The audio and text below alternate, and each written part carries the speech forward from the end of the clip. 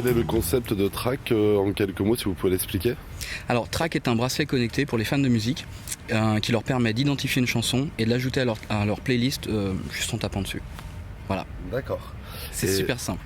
Et vous avez fait des partenariats avec Spotify, Deezer ou les majors ou des labels indépendants pour avoir l'autorisation de récupérer leur musique pour les mettre sur les playlists des particuliers? Alors c'est quelque chose sur lequel on est en train de travailler. On travaille avec un partenaire pour l'accès au catalogue des chansons et on est en train de parcourir toutes les options pour pouvoir discuter avec Spotify, Deezer et autres plateformes de streaming. Parce qu'au final, si un consommateur de musique en live lève son bras pour justement rentrer la musique mais que vous n'avez pas les votes accords, est-ce que ça reconnaîtra quand même la musique? Ou est-ce que justement non, elle passera à la trappe si vous n'avez pas les accords?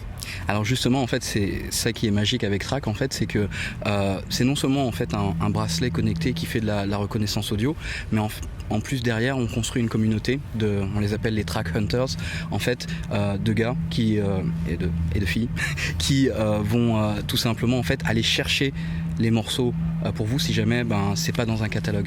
Alors du coup ça résout le problème beaucoup de la musique électronique où des fois les gens vont jouer des choses pressées sur des vinyles et qui sont pas disponibles sur des plateformes comme Spotify, etc. Et surtout ça rend en fait notre plateforme beaucoup plus fiable. Et vous embauchez comment ces trackers? Vous les sélectionnez comment, on va dire? Alors pour le moment, d'ailleurs si vous êtes tracker, rejoignez-nous sur track.rocks. Grosso modo on est en train de récupérer justement beaucoup de DJ, de curateurs de musique. On les onboard et finalement eux vont naturellement identifier de la musique parce que c'est ça qui leur plaît et vont ensuite gagner des petites étoiles et être mis en avant dans notre communauté. Donc l'idée c'est non seulement de les mettre en avant et aussi derrière qu'eux puissent nous rendre service. Et vous avez une communauté déjà bien ancrée chez Track ou c'est en train de se mettre en marche justement? C'est en train de se mettre en marche. Et juste tout à l'heure pendant la conférence, vous avez dit que vous avez fait zéro marketing. Et du coup, vous passez par quel moyen de communication pour qu'on puisse parler de votre bracelet justement?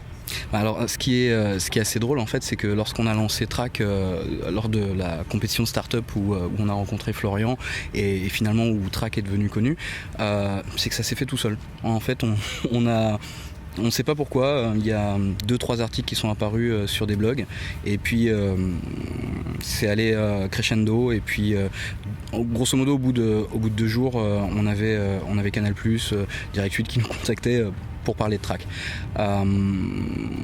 Entre temps, là depuis 6 mois on a continué à un peu grossir la communauté, mais tout se fait, on a un Facebook, on a un Twitter et comme je disais tout à l'heure dans le pitch, on a quasiment rien investi sur le marketing et c'est finalement l'idée et le concept qui plaît aux gens et qui a un côté un petit peu viral. Tiens, t'as entendu parler de Track, le bracelet connecté qui va m'éviter de sortir mon téléphone toutes les 5 minutes?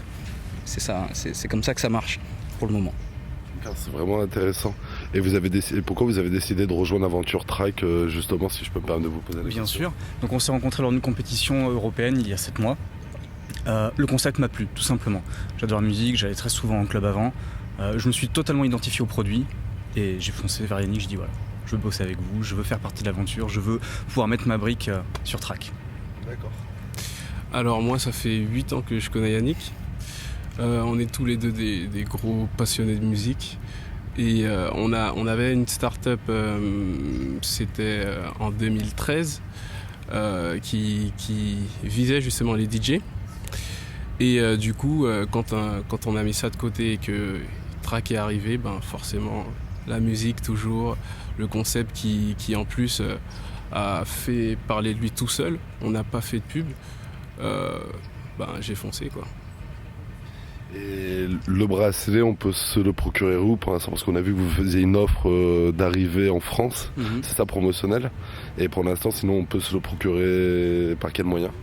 Alors aujourd'hui, Track, on a ouvert aujourd'hui les précommandes, donc vous pouvez aller sur trackrocks.com pour précommander le bracelet. Vous serez livré en décembre, donc vraiment les premières livraisons se feront début décembre. On discute avec notre fournisseur pour que ça puisse se faire.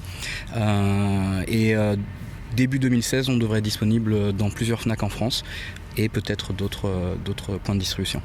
Et pas d'abonnement à payer une fois qu'on a acheté le bracelet. Pour plus tard, vous avez pensé peut-être à un modèle premium pour avoir plus de fonctionnalités ou ce genre de choses? On y a pensé, oui. D'accord. Et une question générale un peu sur la musique. Vu que vous êtes bien ancré dans le digital et les nouvelles technologies, qu'est-ce que vous pensez de l'avenir de la musique dans 10 ans? Comment vous le voyez? Vous pouvez tous répondre. Alors, comment on voit la musique dans 10 ans? Quelque chose d'accessible facilement, rapidement, par tout le monde. Quelque chose qui offre moins de contraintes que ce qu'on peut avoir aujourd'hui, où effectivement le marché est très fractionné. On va avoir d'un côté son Spotify, d'un autre on va avoir son iTunes, etc. Ce sera un marché beaucoup plus uniformisé où on accède à la musique facilement. Moi, j'ai une vision assez poétique de la musique, mais c'est mon côté artiste. Mais la musique, c'est quelque chose qu'on entend, c'est quelque chose qui traverse les airs et finalement qui, d'une certaine manière, je sais, j'ai été producteur, je sais que ça coûte de l'argent de la produire, mais c'est quelque chose qu'on entend et finalement qu'on considère comme quelque chose de gratuit. Et je sais que ça plaît pas à énormément de gens, mais pour moi, la musique un jour va devenir gratuite, mais les artistes vont se rémunérer sur tout ce qui est prestations, etc. Donc, telles que sont les plateformes aujourd'hui existantes de streaming payant, je pense que tout ça va changer. La musique en elle-même va être quelque chose d'accessible à tout le monde, gratuitement. Mais l'avenir dira.